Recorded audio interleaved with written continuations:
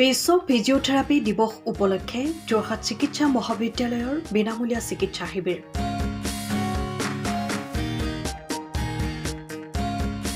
বিশ্ব physiotherapy দিৱস উপলক্ষে যোৰহাট চিকিৎসা মহাবিদ্যালয়ৰ ফিজিঅথেৰাপি বিভাগে সপ্তাহজোৰা কাৰ্যসূচী হাতত লৈছে। সেই অনুসৰি যোৰহাটৰ বৃদ্ধাশ্ৰম সাৰথীত এক বিনামূলীয়া ফিজিঅথেৰাপি চিকিৎসা শিবিৰ অনুষ্ঠিত হৈ যায়। সাৰথীৰ আৱাসীসকলৰ বিভিন্ন শাৰীৰিক সমস্যাৰ বুজ লোৱাৰ লগতে চিকিৎসা কৰা হয়। উল্লেখ্য যে যোৰহাট চিকিৎসা মহাবিদ্যালয়ৰ ফিজিঅথেৰাপি বিভাগে বিশ্ব ফিজিঅথেৰাপি দিৱস উপলক্ষে যোৰহাটৰ কেইবাটাও স্থানত ফিজিঅথেৰাপি চিকিৎসা শিবিৰ অনুষ্ঠিত কৰাৰ লগতে ৱাকাথন ৰক্তদান শিবিৰ অনুষ্ঠিত কৰিব। অনহাতে বিশ্ব ফিজিঅথেৰাপি দিৱসৰ মূল অনুষ্ঠান 8 ছেপ্টেম্বৰত যোৰহাট চিকিৎসা মহাবিদ্যালয়ত অনুষ্ঠিত হ'ব।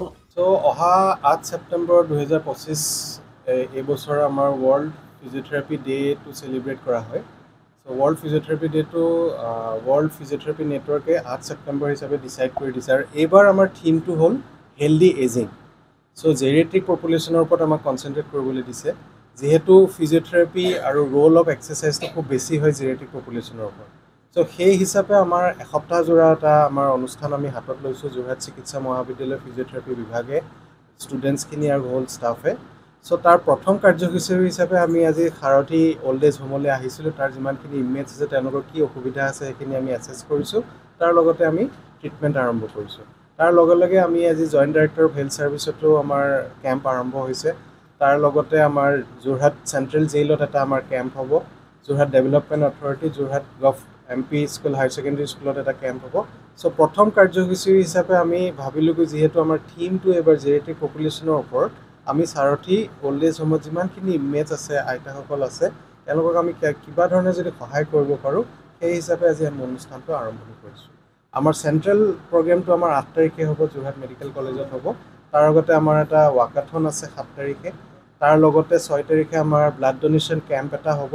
তেনেকৈ আমাৰ সপ্তাহজোৰা আমি এটা অনুষ্ঠান হাতত লৈছোঁ। আপুনি ঘৰখনত জাপানী চৌকাত দৰ্জা, খিৰিকী, গ্ৰিল, গেট আদি লগাব বিচাৰে নেকি, যিবোৰ দীৰ্ঘদিন অটুট থাকিব? তেন্তে পলম নকৰিব, আমাৰ বিপণীলৈ আহক। যোৰহাটৰ একমাত্ৰ আমাৰ বিপণীত এনে উন্নত সামগ্ৰী উপলব্ধ। এই মেচিনটোৱে বেণ্ড কৰা হয়, দৰ্জা, চৌকাত আৰু উইণ্ডো বনোৱা হয়।